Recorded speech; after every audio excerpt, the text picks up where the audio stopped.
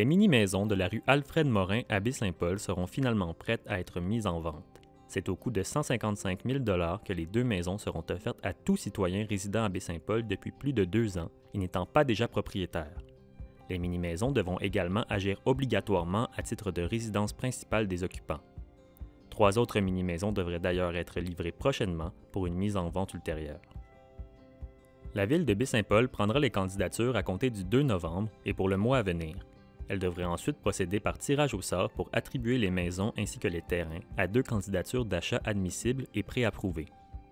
Des visites seront également organisées le jeudi 6 novembre de 15h à 20h et le samedi 8 novembre de 9h à 15h pour permettre aux éventuels intéressés de prendre connaissance des lieux. On espère avoir quand même plusieurs personnes qui vont venir visiter les 2 mini-maisons qui sont lancées au coût de 155 000 $. La Ville ne fait pas de profit avec ces 2 mini-maisons. On se rappellera que c'est un partenariat avec le réseau de l'éducation. Des jeunes qui sont en charpenterie-menuiserie, qui ont pu acquérir des connaissances de par leur programme de formation et également développer des compétences, donc d'être en mesure de travailler 2 mini-maisons comme celle-là. Il y en a 3 autres qui vont arriver également dans les prochaines semaines, qui devraient arriver en novembre 2025 ou début décembre prochain. Donc, c'est quand même très intéressant. Est-ce qu'il y en aura d'autres dans le futur? Qui sait-on jamais, peut-être. Donc, c'est des choses qu'on est en train de regarder, mais pour l'instant, 5 mini-maisons qui seront disponibles prochainement. Pour la ville de Baie-Saint-Paul, cette mesure favorise l'accès à la propriété sur son territoire, notamment pour ces jeunes résidents à la recherche d'un premier achat. Il y a plusieurs jeunes qui sont chez leurs parents, qui amassent des sous, qui se disent « Ah, bien, c'est difficile d'acquérir une propriété. » Donc là, je crois que c'est quand même pas quelque chose qui se vend 400 000 $. Des gens qui sont en logement depuis plusieurs années, qui veulent être officiellement propriétaires de leur résidence. Bien, c'est des opportunités. C'est en plein cœur de Baie-Saint-Paul. On est tout près du centre hospitalier, près de l'aréna, près des établissements scolaires. Donc, je crois que c'est quand même des terrains là, qui ont quand même une belle valeur. Et d'être au cœur de Baie-Saint-Paul, je crois que ça n'a tout simplement pas de prix. Les mini-maisons seront également soumises à un droit de rachat de la ville pour une période de 10 ans suivant la vente. Il s'agit pour le maire pilote d'une manière de prévenir la spéculation autour de ces initiatives. Je vous dirais que c'est quand même tout un enjeu légal. Il y a eu des avis juridiques à ce niveau-là et on trace présentement, on sort des sentiers battus. Ça, je crois que c'est intéressant de le mentionner. On y va vraiment dans l'innovation. Donc, on est allé avec un 10 ans. Est-ce que ça aurait pu être plus? Oui, mais comme je vous dis, on est allé en fonction de certains avis juridiques. Ça aurait pu être moins. On voulait avoir également un consensus auprès des élus. Ça fut des discussions qui se sont échelonnées sur plusieurs semaines. On est bien heureux là, d'être arrivé à ce consensus qui nous permet aujourd'hui de lancer officiellement la vente des 2 mini-maisons. D'autres projets semblables sont actuellement évalués par la Ville afin de mettre à profit les terrains qu'elle détient. Comme je le mentionnais, 2 mini-maisons qui sont disponibles dès maintenant. Il y en aura 3 autres qui vont arriver au courant des prochaines semaines. Et on est à regarder d'autres possibilités là, pour le futur.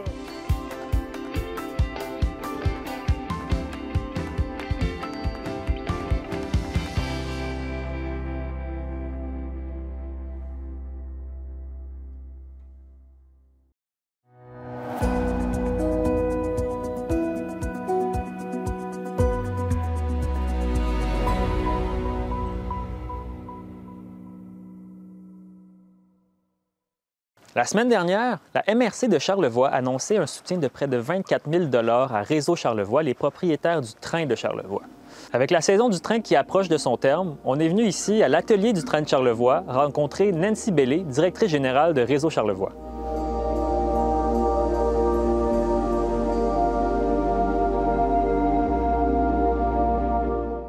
Oh, Nancy Bellé, bonjour. Bonjour. On se retrouve aujourd'hui parce que la saison du train de Charlevoix arrive presque à son terme. Là. Oui. Pouvez-vous nous faire un bilan? Comment ça a été cette saison après des restructurations, tout ça? On en est où maintenant? La saison est relativement bonne. C'est 135 jours d'opération qu'on va avoir fait en 2025. Dans les dernières années, on jouait beaucoup plus aux alentours de 210, 220 jours d'opération. Notre but était de rallonger principalement la saison touristique. Mais bref, 2025, avec un départ un petit peu plus difficile, parce que la restructuration demandait quand même une grande période de réflexion. Mais on va terminer dimanche, le 2 novembre, et on est vraiment très contents. Ça va être tout près de 40 000 embarquements qu'on va avoir fait en 2025, qui est un excellent chiffre, là, si on veut. Il y a une nouvelle formule cette année avec Go Voyage, comment? Groupe Voyage Québec, Voyage Québec, ouais, voilà. Communément appelé GVQ. Il y a toute une partie qui était du travail qui était à la base, à l'interne, Absolument. chez Train de Charlevoix, qui est maintenant chez Groupe Oui. Voyage Québec, Oui, c'est ça? tout le département, la centrale téléphonique, qui était quand même un département d'importance. Le département marketing également est maintenant en sous-traitance, supporté également aussi par le Groupe Voyage Québec, ne serait-ce que la comptabilité. La comptabilité était complètement faite à l'interne avec une équipe, tandis que là, l'équipe de Groupe Voyage Québec nous supporte également à travers tout ça.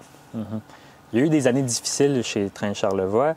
Vous avez parlé de la restructuration. Est-ce qu'on a trouvé la bonne formule maintenant? On le souhaite, mais vous savez, le train de Charlevoix, ça inclut également chemin de fer Charlevoix. Alors, c'est pas juste un matériel roulant qu'on doit travailler, transformer, améliorer, développer. C'est également une infrastructure de 125 ans qu'on doit également aussi entretenir, investir à l'intérieur de tout ça. Heureusement, on a un partenaire d'importance qui est le ministère des Transports du Québec qui nous offre la chance de rééquilibrer un peu tout ça.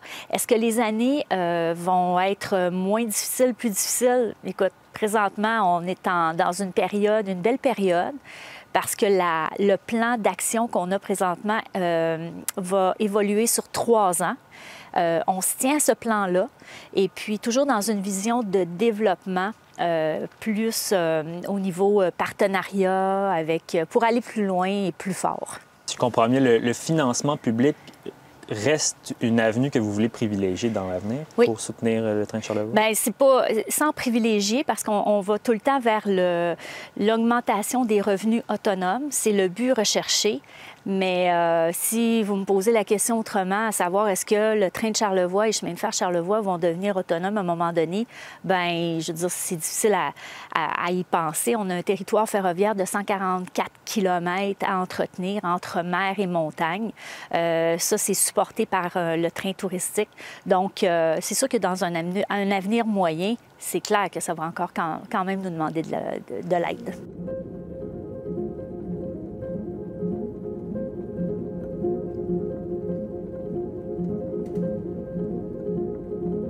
On a appris la semaine dernière que M. Gauthier et M. Choquette avaient quitté le conseil d'administration de Train de Charlevoix. À quoi ça ressemble la gouvernance maintenant à Train de Charlevoix?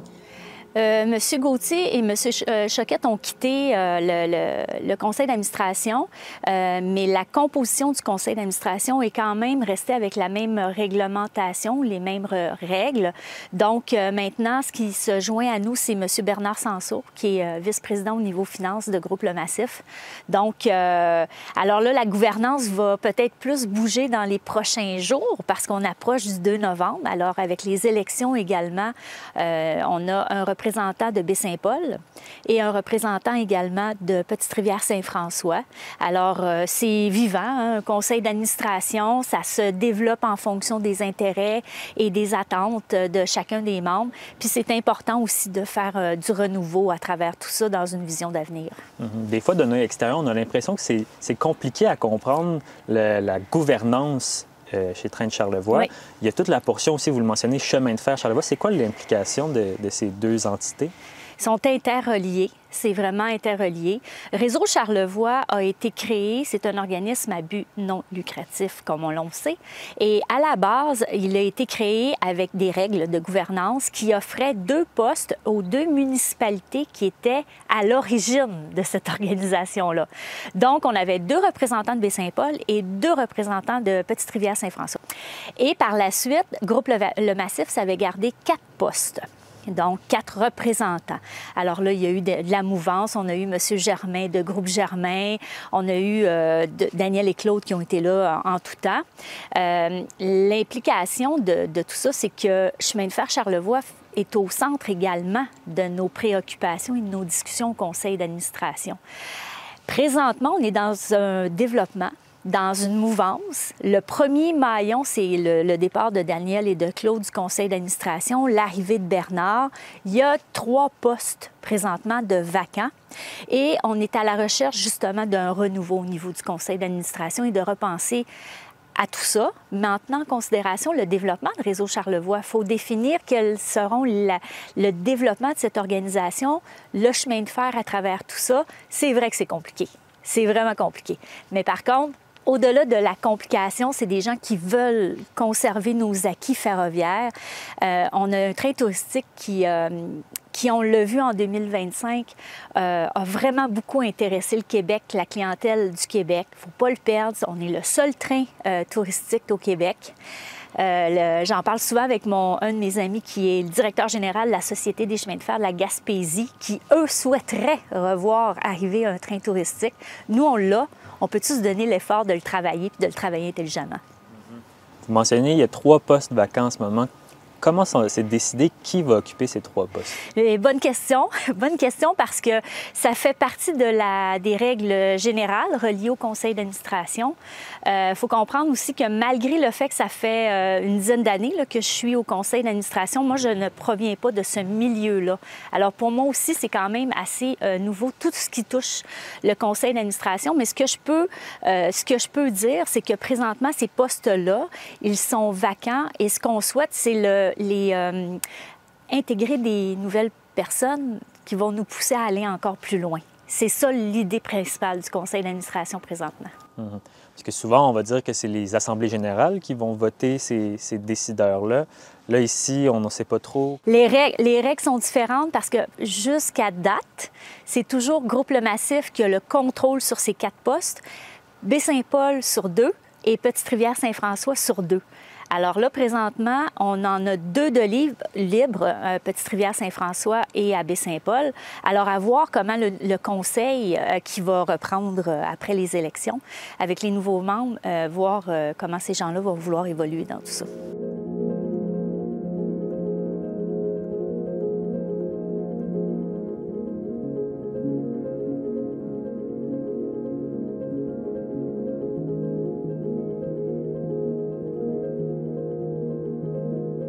Cet été, il y a eu une expérience avec les citoyens de Petite-Rivière-Saint-François en termes de transport en commun. Pouvez-vous nous en parler un peu?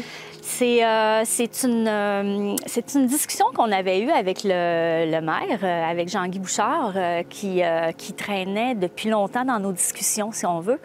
Et puis, Petite-Rivière-Saint-François, géographiquement parlant, pour le train, est très bien situé.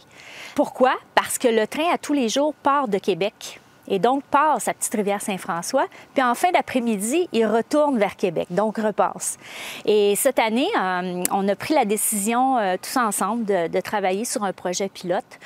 Donc, c'était carrément du transport, faut comprendre que c'était du transport collectif. Et le tronçon entre Petite-Rivière-Saint-François et Baie-Saint-Paul était avec un accès gratuit grâce à la municipalité de Petite-Rivière-Saint-François.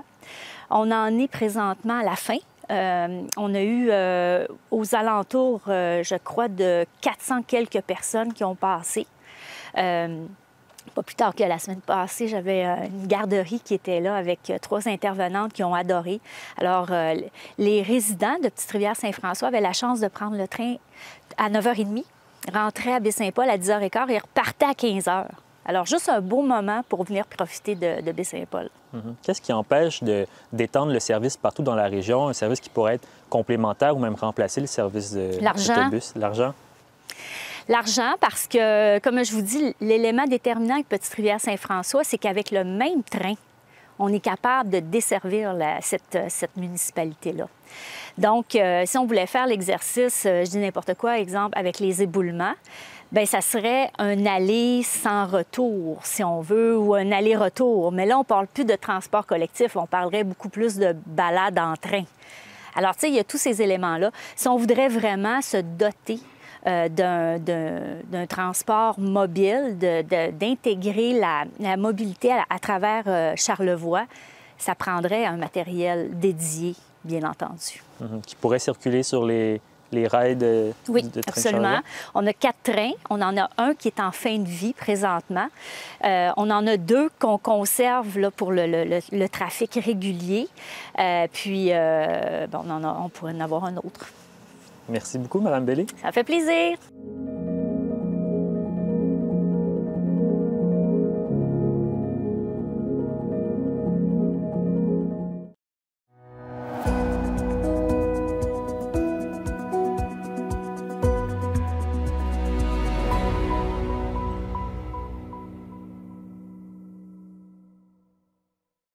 Formation continue, Charlevoix devient Mastera, centre de formation. Et pour en parler, j'accueille le directeur général du Cégep de Jonquière, Sylvain Gaudreault, ainsi que François Rochette, qui est coordonnateur au Centre d'études collégiales en Charlevoix. Messieurs, bonjour. Bonjour. Bonjour. Messieurs, j'aimerais savoir, tout d'abord, est-ce que c'est juste un changement de nom? On passe du CECC à Mastera. Pouvez-vous m'expliquer un peu quelle est la nature du changement que vous nous annoncez aujourd'hui? Le changement, c'est une unification de 2 formations continues qui reposent sur la même organisation, qui est le Cégep de Jonquière. Donc aujourd'hui, l'annonce, c'est que Formation continue Charlevoix devient la Formation continue du Cégep Jonquière Mastera. Qu'est-ce que ça change concrètement pour les gens de Charlevoix? Concrètement, c'est une bonification de l'offre de formation, autant au service aux entreprises qu'au service aux individus, qu'en langue et qu'en reconnaissance des acquis, et aussi une facilité à accéder aux attestations d'études collégiales, tous des services qui sont offerts, entre autres, par le Cégep de Jonquière. On parle d'une formation sur mesure qui sera offerte aux entreprises. Qu'est-ce que ça induit comme changement, ça, par rapport à ce que nous avions auparavant? Bien, en fait, c'est pas nouveau. C'est quelque chose qui se fait depuis le début, les origines de Formation continue Charlevoix, le service aux entreprises. Ce que ça apporte, cette unification-là, c'est une variation des services qu'on peut offrir aux entreprises, je pourrais dire, une offre plus de proximité qui va répondre mieux aux besoins et en gardant un effectif là, qui est le même là, que ce qu'on a présentement dans Charlevoix, plus les gens de Jonquière qui viennent nous soutenir à travers tout ça. C'est donc dire qu'il y aura un soutien additionnel qui vous parviendra, pas avec des gens qui sont ici, mais il y a des gens au Cégep de Jonquière qui vont vous donner un coup de main pour ce que vous voulez réaliser dans la région. On parle bien sûr en matière de formation sur mesure. Exact. Dans le fond, on part d'une équipe de 5 personnes ici à Formation continue qui rejoint une équipe de 25 personnes à Jonquière pour former une seule et une grande famille de 30 personnes qui vont travailler pour les 2 régions-là. Ni une ni l'autre préférentielle, c'est les 2 seront pris avec minutie. Ça va nous permettre d'ajouter une nouvelle expertise aussi à votre gamme de services, qui est celle de la reconnaissance des acquis et des compétences. Exact. Parlez-nous de ça. Oui. À Formation continue Charlevoix, on ne faisait pas de reconnaissance des acquis. On référait souvent au collège autour de nous. Et à Jonquière, c'est une des forces de l'équipe de Mastera. Donc maintenant, avec cette unification-là, on facilite l'accès à la reconnaissance des acquis. On devient une courroie de transmission aussi là, vers les personnes ressources à Jonquière pour pouvoir... Concrètement, qu'est-ce que ça signifie? Quelqu'un qui a un secondaire 5, qui a fait 7, 8, 9 années de vie professionnelle, pourrait se voir reconnaître certains acquis? Tout à fait. Il pourrait, exemple, quelqu'un en bureautique qui voudrait avoir une technique en bureautique qui se reconnaît des compétences par rapport à son vécu. Bien là, on pourrait rentrer dans une démarche de reconnaissance des acquis avec des personnes spécialisées à Jonquière. Cette personne-là aurait certains travaux pour démontrer que les acquis qu'elle a eus sur le marché du travail, voir s'il y a du perfectionnement à avoir pour s'assurer qu'on est capable d'avoir les critères, d'avoir pour amener cette personne-là vers une diplomation à un niveau technique ou à un niveau professionnel? Au niveau technique. Nous, Mastera, c'est vraiment collégial. Donc, tout ce qu'il y a de travaux qu'on fait en dehors, dans le crédité, comme on appelle, c'est toute la formation collégiale. M. Gaudreault, ça nous donne l'impression que vous commencez à mettre en commun des ressources pour, même si dans Charlevoix, on parle d'un satellite, là, votre cégep. Là. Ouais. Vous mettez en commun des ressources là-dessus. Là. Bien, je pense que c'est la force du lien entre le CECC, le Centre d'études collégiales en Charlevoix, et le Cégep de Jonquière. Vous savez, ça fait déjà 30 ans, on s'était vu là d'ailleurs, il y avait une petite cérémonie l'an passé pour souligner les 30 ans du Centre d'études collégiales dans Charlevoix avec le Cégep de Jonquière. Mais là, on fait un pas de plus, on va plus loin, puis ce que François a expliqué, dans le fond, c'est vraiment les résultats concrets et positifs d'une collaboration étroite, d'un maillage entre le service de formation continue du Cégep de Jonquière, qui s'appelle Mastera, et Formation continue Charlevoix. Fait on profite, si on veut, de ce lien. De ce qu'il y a à Jonquière, puis on en fait une succursale dans Charlevoix. C'est pas une succursale comme une équipe, une seule et même équipe, avec une antenne à Charlevoix, une antenne à Jonquière. On va travailler ensemble, on va mettre en commun les expertises de chacun sur chacun des territoires. Puis ça vient renforcer, dans le fond, le partenariat et la relation étroite et intime qui existe entre Charlevoix et le Saguenay depuis 1994 avec la création du Centre d'études collégiales. Est-ce que cette collaboration-là a déjà été remise en jeu? Entre Charlevoix Charlevoix, le fait que vous soutenez un satellite là, dans Charlevoix? Non. Parce qu'il y a quand même des coûts qui sont reliés à ça. Bien, il y a des coûts qui sont reliés, mais c'est notre rôle comme institution d'enseignement supérieur d'offrir de l'enseignement supérieur dans une région comme Charlevoix qui en a besoin. Et c'est dans notre mission. On est fiers de ça depuis au-dessus de 30 ans maintenant. Puis on continue de le faire. Les relations sont étroites. Puis on est très heureux, puis surtout de montrer le développement que ça amène, entre autres du côté de la formation continue. On sait que dans le domaine de l'éducation, il y a beaucoup de coupures présentement et c'est assez serré ce que vous devez gérer. Comment vous conciliez ça avec l'importance d'offrir des formations en région et qu'on ne concentre pas tout le savoir dans les grands centres? Comment vous jonglez avec ça? Vous avez totalement raison. En fait, la mission même d'un cégep, c'est d'offrir de l'enseignement supérieur sur l'ensemble du territoire, oui, mais c'est d'être aussi collé aux réalités socio-économiques, je dirais. Puis la région de Charlevoix, c'est une région qui a ses propres défis de transition, par exemple, de l'industrie forestière. On connaît la réalité, je pense, du côté de Clermont. Le tourisme aussi, qui prend beaucoup de place. Le tourisme aussi, qui prend beaucoup de place. L'agriculture, etc. L'industrie navale même. Bon, alors on veut faire en sorte que les travailleurs et les travailleuses puissent rester dans la région, développer leurs compétences. Quand François parle de reconnaissance d'acquis et de compétences, bien, pour des travailleurs ou des travailleuses qui sont dans le même emploi depuis plusieurs années, ça peut être intéressant de dire, bien, mon emploi va se transformer à cause de la transformation numérique, à cause de l'atteinte de la carboneutralité, la transition écologique. Et il faut reconnaître leur formation pour être capable de passer à une étape supérieure dans leur milieu de travail. Donc, c'est extrêmement concret par rapport à une réalité d'une région comme Charlevoix. Notre région accueille de plus en plus d'immigrants, c'est comme ça pour toutes les régions du Québec, mais ici, plus particulièrement là, dans le domaine touristique avec le Club Med. Est-ce que l'ajout d'une compétence d'offre de formation linguistique, est-ce que ça répond à ce besoin-là spécifique qu'on a senti dans Charlevoix? Tout à fait.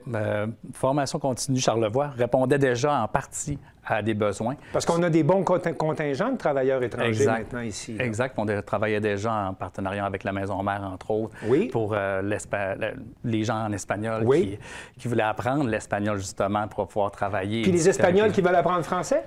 Ça, de ce côté-là, c'est une autre juridiction. Là, ça appartient au centre de formation Avise qui s'occupe de la francisation.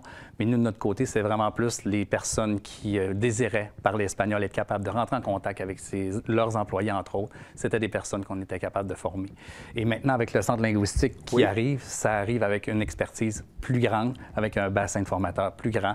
Et avec bassin du cégep, c'est ce que je comprends. Exact. Puis aussi avec probablement des projets qui pourront naître dans Charlevoix à partir de tout ça. Fait que, pour nous, c'est vraiment une plus-value maintenant d'avoir une formation continue unifiée. Ce qu'on faisait dans Charlevoix, c'était très bien. On a des expertises aussi, entre autres, en ressources humaines que nous allons partager à la région de Jonquière. Mais de l'autre côté, Jonquière aussi vont nous transmettre des compétences qu'on va mettre à la disposition de nos deux populations respectives. Et tout ça, ça devient opérationnel à compter d'aujourd'hui? C'est opérationnel depuis le 30 septembre. Exact. Messieurs, je vous remercie de votre visite. Merci beaucoup. Merci de l'accueil. Merci.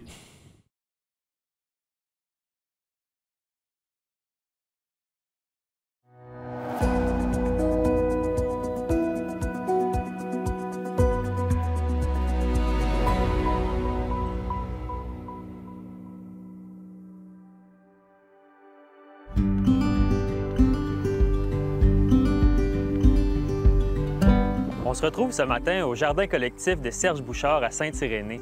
On vient assister à un projet du DSI de Charlevoix, Glaner pour sa santé, qui vise à récolter et distribuer des légumes frais à travers les banques alimentaires de la région. C'est Annie Champoux, une citoyenne engagée et coordonnatrice du projet, qui nous a invités ce matin à venir assister à l'activité de glanage en compagnie des jeunes de la Maison Groupe Action Jeunesse.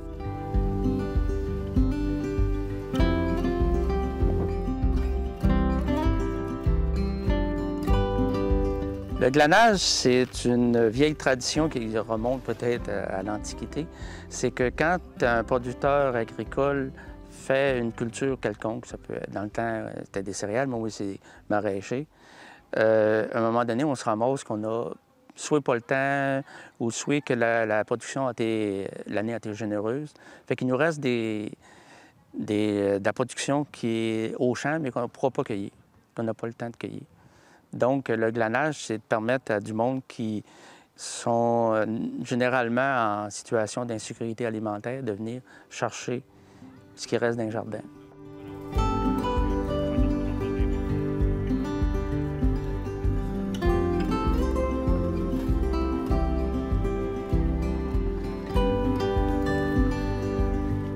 le glanage, c'est un concept là, justement de générosité, de solidarité des producteurs de la région. Alors, Serge Bouchard, que vous avez rencontré tout à l'heure, dans le fond, a accepté d'accueillir un groupe. Aujourd'hui, c'est la Maison des Jeunes qu'on accueille ici.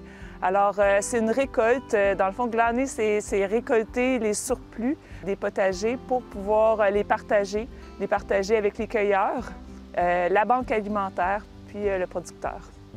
C'est la première année du projet? Exactement. Mais en fait, on a pu bénéficier.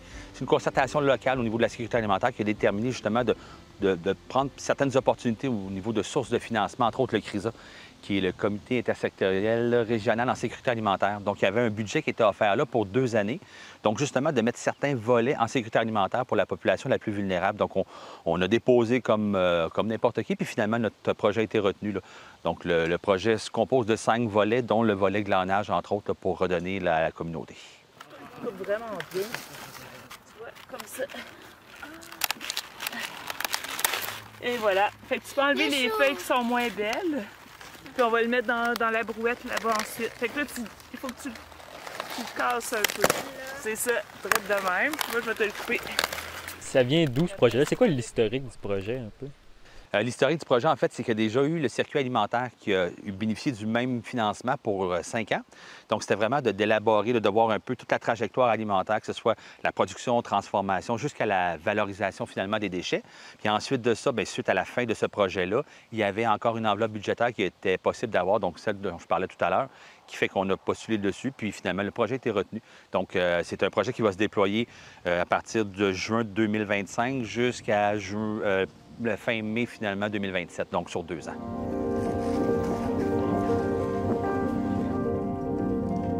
L'agriculture, si on réfléchit bien, c'est quand même une activité pour nourrir le monde.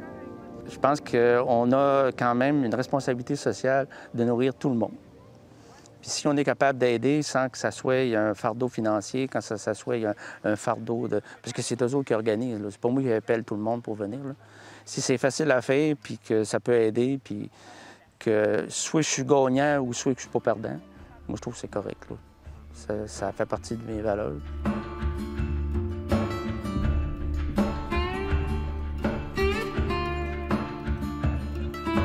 Puis la portion récolte, c'est une chose, mais il y a aussi la portion solidarité puis redonner à son prochain.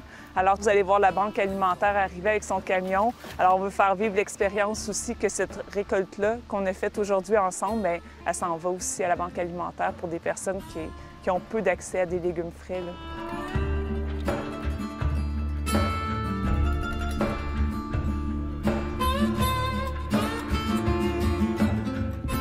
Il y a tout le volet où on redonne aux banques alimentaires qui est un peu pour l'insécurité alimentaire que vous mentionnez. Exactement. Puis c'est important aussi de mentionner que c'est un projet qui se déploie sur l'entièreté du territoire de Charlevoix. Donc, c'est sûr qu'ici, au niveau du territoire de l'Est, on avait le centre, le SAC, en fait, qui, eux, avaient certains besoins au niveau de ces expériences-là de glanage. Par contre, au niveau de l'Ouest, le centre qui est Pro-Santé, qui est la banque alimentaire là-bas, avait déjà quand même une expertise, des bénévoles, des choses en place. Donc, l'idée est de ne pas créer une nouvelle entité ou de doubler des choses, c'est de vraiment venir appuyer de la meilleure façon en concertation ces démarches-là qui sont déjà sur le territoire. Donc, justement, ici, on a des activités qui sont un petit peu plus... où on les prend un petit peu plus en charge pour venir en aide, justement, à la banque alimentaire au niveau de Charlevoix-Est. Mais dans l'Ouest, ils ont d'autres défis. Donc, à ce moment-là, tout simplement, au niveau de la visibilité, ce qu'on fait aujourd'hui, d'en parler aussi, des fois, s'il y a des producteurs là-bas qui ne sont pas nécessairement conscientisés encore, bien, ils peuvent tout simplement faire appel à Pro-Santé. C'est facile de trouver le numéro, parler avec Annie Bouchard là-bas, puis ça va lui faire plaisir de pouvoir planifier des bénévoles pour aller recueillir les denrées là, qui sont encore disponibles dans les champs, là.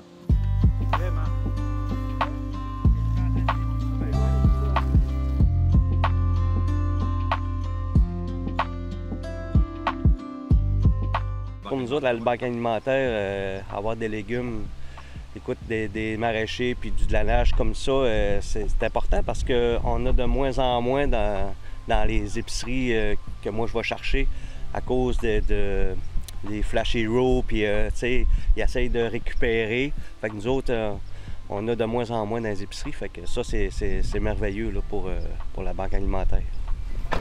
Il reste quand même une augmentation aussi de la demande. C'est à court, moyen terme, c'est sûr que des gens vulnérables qui vont avoir ces besoins-là au niveau de la sécurité alimentaire, de denrées fraîches. D'autant plus que là, justement, on veut déployer ce projet-là. Cette année, oui, c'est une incursion, un projet pilote, mais on veut le déployer vraiment à la grandeur de la région là, pour que ça se devienne quelque chose qui soit instinctif et automatique aussi avec tous les producteurs. Là. Puis les producteurs, d'autant plus que dans une année de production, sont souvent bien occupés. Fait que du glanage comme ça se perdrait au champ. Fait que quitte à le perdre, nous autres, on le revalorise avec la gang là, des banques alimentaires. Oui, puis ils font de la transformation aussi. Là. Fait que, les légumes qui sont moins beaux peut-être et ça, tout. Là, les filles en cuisine, ils vont transformer, il n'y a rien qui se perd. Il n'y a rien qui se perd. Tu me parlais de la quantité. C'est des grosses récoltes qu'on fait avec le glanage? Bien, la première activité qu'on a fait, on a récolté 158 kilos. Puis on avait à peu près les mêmes produits. Hein. Je pense des choux, des navets, des betteraves, des carottes. Puis bien, cette fois-ci, en tout cas, j'ai l'impression que... C'est sûr que du kale, c'est un peu plus léger, là, mais on devrait avoir une aussi belle récolte, sinon plus. Oui, c'est ça. Il y en a d'autres aussi, L'idée aussi d'accueillir des jeunes, ce qui est fabuleux, c'est de leur faire découvrir, de se mettre les mains dans la terre, puis de rencontrer un producteur, puis il y a tout le contact avec la nature, mais avec les aliments aussi. Alors, les jeunes d'aujourd'hui apprennent, il y en a plusieurs qui n'avaient pas vu c'était quoi du kale, fait qu'ils découvrent ça, puis aussi de toutes sortes de techniques là, qu'on peut leur démontrer. Ça fait un beau moment en plein air aussi. Exactement. Bien, surtout un matin, c'est pas toujours comme ça. Là. Il y aura certainement des portions de brume, de pluie, un peu plus froid. Mais c'est sûr que ce matin, on a une température qui est idéale pour ça. Puis c'est vraiment de remettre ces gens-là, oui, on a des jeunes, mais ça peut être n'importe quelle clientèle qui viennent faire un tour, puis de remettre les mains à la table, de leur montrer concrètement c'est quoi la production. Donc, pour qu'ils puissent faire le lien aussi, c'est facile d'aller à l'épicerie et de dire je vais choisir tel truc, mais où est-ce que ça pousse, comment le producteur, comment d'amour est mis tout ça durant la saison estivale, c'est quand même impressionnant à voir aller parce que, oui, là, on est à la fin de la récolte, mais il reste que tout ça a été prévu depuis le printemps dernier. Fait que là, on ramasse vraiment les derniers fruits de la saison. Là. J'espère de continuer encore, puis j'espère qu'une expérience demain va être multipliée. Je pense Mais c'est sûr que pour multiplier un peu cette activité-là, il va falloir multiplier l'agriculture. Oui, ça va ensemble. Ben oui, s'il n'y a pas de maraîcher, il n'y aura pas de glanage.